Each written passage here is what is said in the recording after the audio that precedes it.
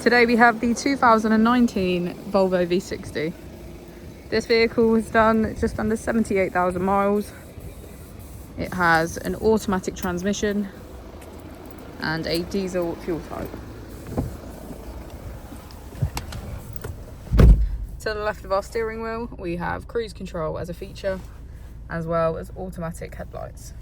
On the right, we have voice control. Moving onto our screen, we can access applications on our first page.